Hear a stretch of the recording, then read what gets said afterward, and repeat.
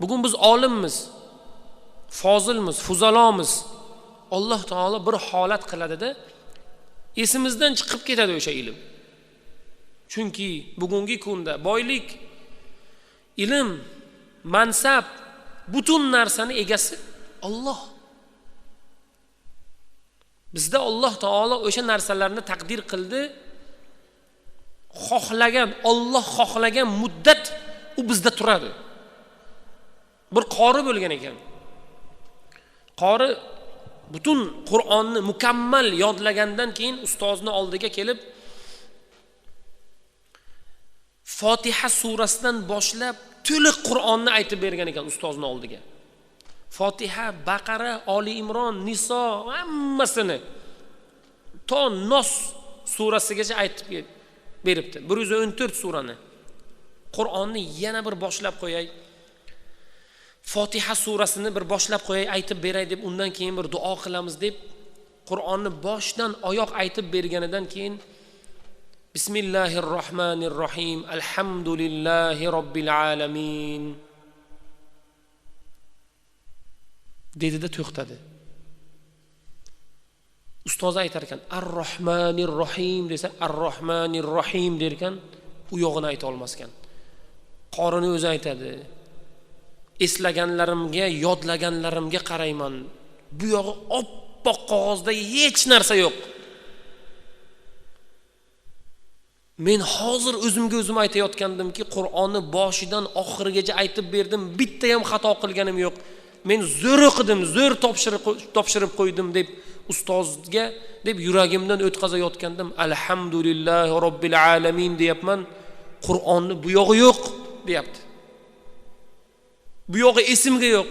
Eslayman deyman, xayolimda yo'q, xuddinki oppoq qog'ozda. Keyin yig'lab yubordim dedi.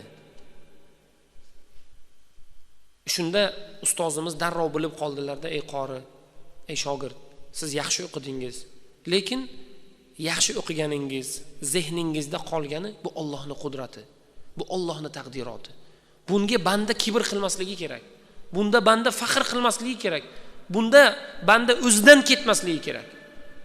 Chunki ilm, boylik, boshqa narsalar bu Allohning nazoratidagi narsalar.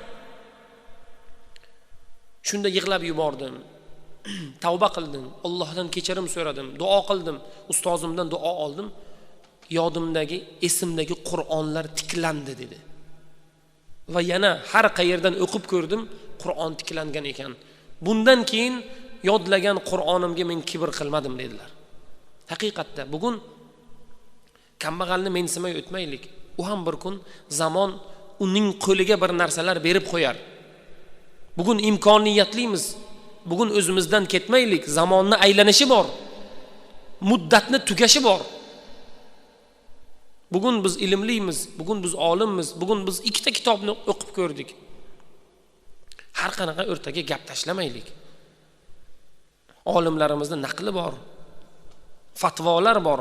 Alloh taolo fazl va in'om qilgan narsalar bor. Mana shunga qarab inshaalloh hayotimizni davom ettirsak, Alloh taolo xayrli, barakali, fazilatli qiladi inshaalloh. Shuning uchun biz bugun aytadigan gapimiz, inson qanchalik olim bo'laversa, ilmi shunchalik kam ekanligini biladi. Inson qancha puli ko'payaversa, atrofdagilardan qancha kambag'al ekanligini biladi. Inson qashshoqlashib boraversa, atrofdagilarning eng qashshog'i o'zi ekanligini biladi. Shuning uchun har bir narsaga mukkasidan ketmaylik. Alloh taolo taqdir qilgan chegara bor. Alloh taolo buyurgan chegara bor. Shuning uchun bugun biz farzandlarimizni ilmga o'rgataylik. O'zimiz ilm o'qiylik. Ibodatda sobit qadam bo'laylik. Ibodatda bardavom bo'laylik. Alloh taolo bizga bugun berib turgan narsalarda Alloh taoloni oldiga erta qiyomatga borganimizda zaxira qilib qo'yaylik inshaalloh.